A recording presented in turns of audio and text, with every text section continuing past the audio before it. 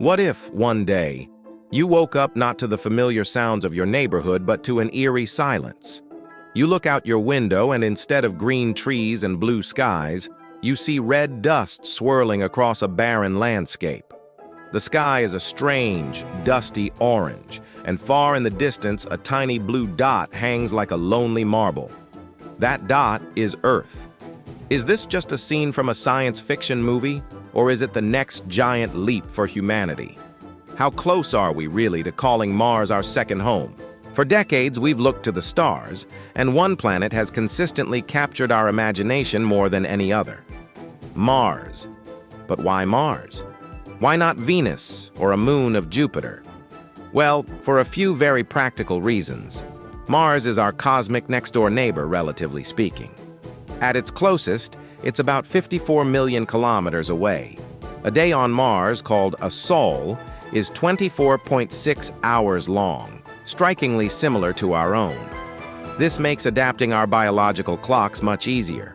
And most importantly, we have strong evidence of water ice hidden just beneath its dusty surface. Mars also has gravity, about 38% of Earth's, which might just be enough for the human body to manage long term.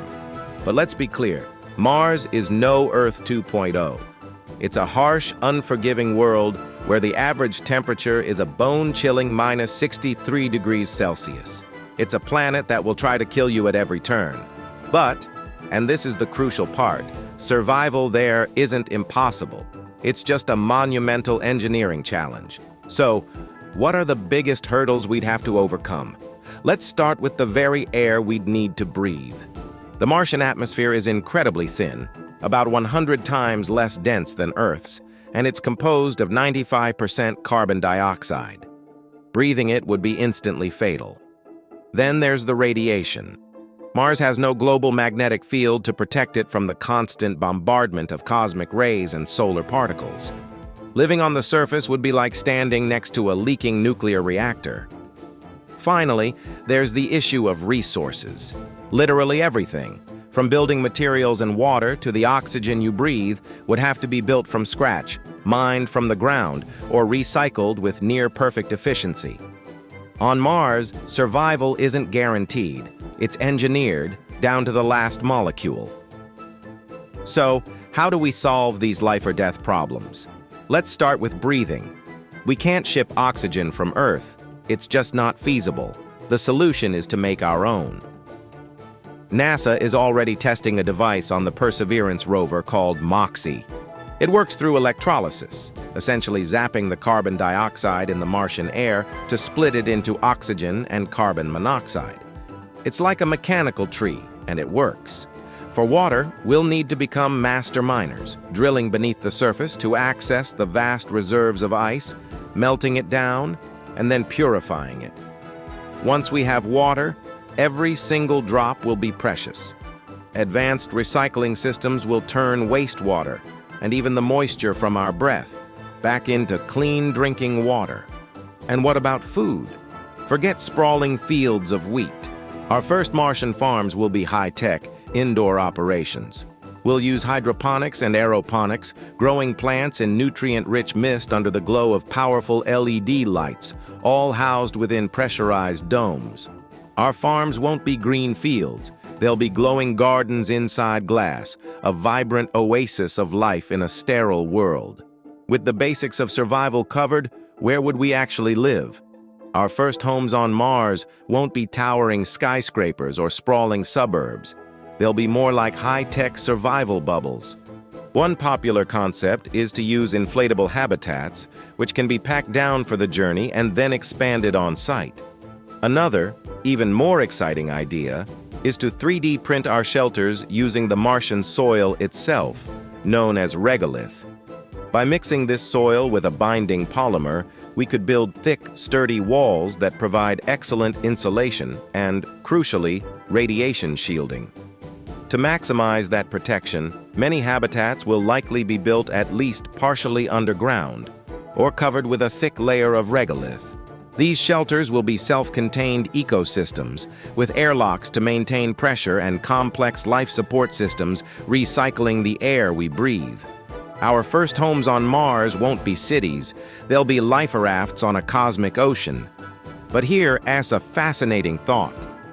The first beings to build our Martian civilization won't even be human.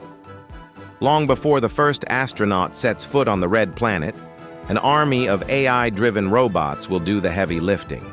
These autonomous machines will be the true pioneers. They'll scout the most promising locations for a settlement, analyze the terrain, and identify resource-rich areas. They'll be our miners, excavating ice and minerals. They'll be our construction workers, deploying solar panels, setting up power grids, and 3D printing the very shelters that will house the first human arrivals. Humans are fragile. Sending us into an unprepared environment is a huge risk. Robots are not. They can work 24/7 in the harsh Martian conditions without needing to eat, sleep, or breathe. So in a very real sense, the first citizens of Mars won't be humans, they'll be machines, laying the foundation for our future. Of course, before we can live there, we have to get there. The journey to Mars is an epic undertaking in itself. Depending on the alignment of the planets, it's a trip that takes anywhere from 6 to 9 months. Imagine being confined in a small metal can with a handful of other people for that long. You'd have to deal with the physical toll of microgravity on your body, the constant threat of radiation, and the immense psychological strain of being utterly isolated. Companies like SpaceX with its revolutionary Starship and government agencies like NASA with the Artemis program are actively developing the technologies needed to make this journey possible. But as many astronauts will tell you, getting there is only half the battle. The hardest part isn't getting to Mars, it's staying there. Looking much further into the future, humanity has an even grander vision for Mars: terraforming. This is the godlike process of transforming an entire planet to make it more Earth-like. How could we do it? The theories are straight out of science fiction, but they are grounded in science. We could try to warm the planet by releasing massive amounts of greenhouse gases trapped in the polar ice caps. We could build giant orbital mirrors to reflect more sunlight onto the surface.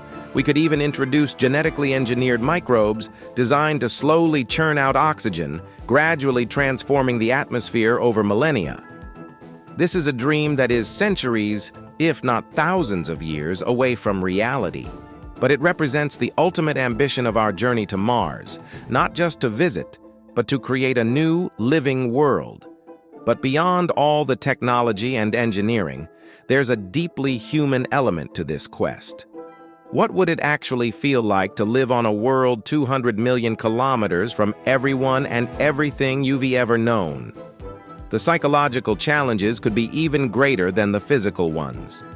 Astronauts on the International Space Station already struggle with the effects of isolation, but a mission to Mars would be on a completely different scale. There's no quick trip home. Communication with Earth would have a delay of up to 20 minutes each way, making real-time conversation impossible.